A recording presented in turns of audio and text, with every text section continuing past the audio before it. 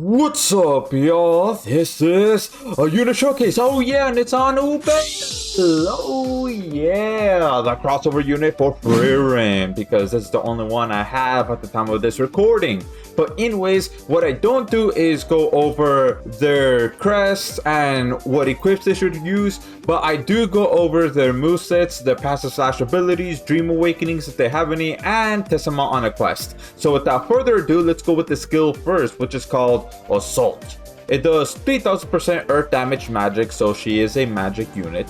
Increase arts gauge by 20. Increase damage to enemy by 20% for 7 seconds. So this is alright. However, I do wish this was 30 instead of 20, because 20 is pretty low for ascended units. If they have this for awakened units, then I think that is fine. But for baseline for ascended units, this should be 30. Always 30 for baseline. And then now this is fine as well, but maybe how this be like 8 seconds or 9 seconds, so that way you don't have to wait that long, because this is on a 11-second cooldown. But besides that, skill is I. Now let's go with the arts, which I'm not gonna even try to pronounce because I know I'm gonna butcher the name wrong. But anyways, it does 13,000% earth damage magic. Autofills arts gauge by 10 for 12 seconds. That's to herself, by the way.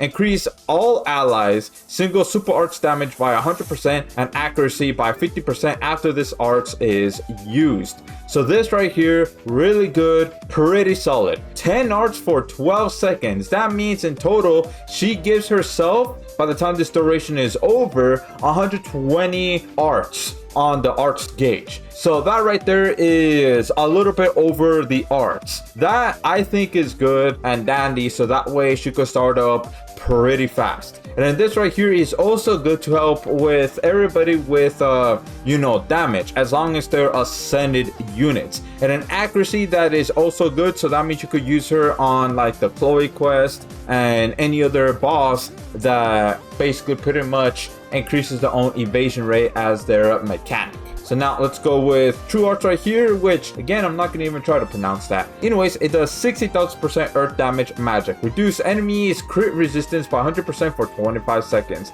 Autofills arts gauge by 6 for 25 seconds for allies with 50% or more HP. So that means this right here, that means she's type F. She's type F, that means she won't be able to stack with like Beta, for example. Her, nope, not at all, or any other type F archgen units. And this is to allies, because I mean it says it right here, so everybody will get this archgen. So this, I think it's pretty solid, pretty good. And then now this is also pretty solid, pretty good as well. It won't be able to stack with other units that have this exact same thing, like Heinz, for example, won't be able to stack with him. But besides that, I think this is good. Yeah. And then now let's go with the super art. Not gonna even try to pronounce the name. 170,000% earth damage magic. Increase accuracy by 150% and reduce enemies earth resistance by 150% for 25 seconds. This right here is also good, pretty solid as well, but I think this is to herself. So I'm not sure if her super arts is able to stack with her arts or not. That I'm not 100% sure on that, but that's still like a really good accuracy right there. So that means you could definitely use her against Chloe quest.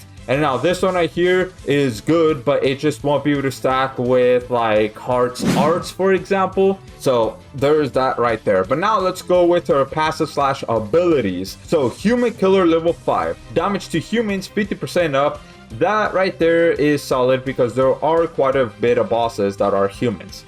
And now status element resistance level 3. Status element resistance 30% up except faint. So that means it'll just be 30% harder for her to get burned, frozen, freeze, etc, etc. However, this would be nice, this would be pretty cool if this was 100% just like Hero Saitama. But now anyways, here's her unique passive slash ability, Empathy. Earth units arts gauge 70% up when quest starts only once. I think this is solid, that's good, so that way everybody could, start up pretty fast and all of that. So now let's go look at the team. All right, here, yeah, it's Mono Earth. Now, the reason why is because of the quest right here, which is the dream version of the Sophie quest, basically the hardest difficulty.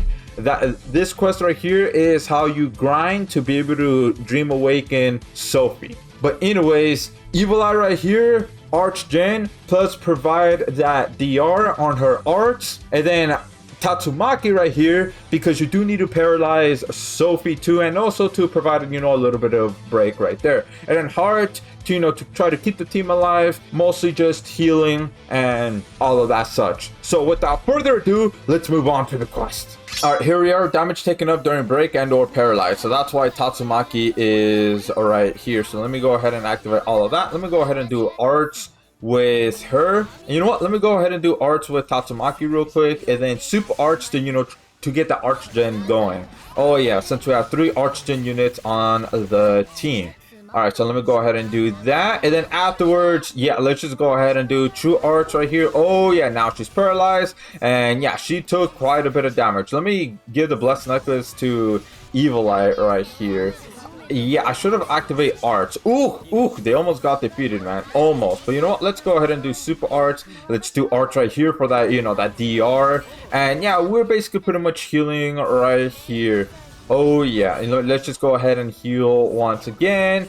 Yeah, this is fine. And a dandy right here. Oh yeah. All right, it's going pretty good right here. You know what? Let's go ahead and do arts real quick, because I want to activate arts with Evil Eye real quick right here. You know what? Let's go ahead and do arts with heart, so that way everybody could go ahead and, you know, get that arch damage boost right here. All right, let's go super arts. Let's activate all of this. Oh yeah, look at that. She's about to break, man. She is. Oh yeah, let's go ahead and do true arts again with Tatsumaki. Yeah, awesome, man. So right here, going pretty good, pretty well right here. Oh yeah, look at that. All right, right at the threshold right here. Okay, so I'm gonna have to be a little careful right here. I'm gonna have to activate arts right off the bat with Evil Eye, so that way we could survive quite a bit. Hopefully we do. Let's go ahead and activate arts, that way everybody could get that accuracy going.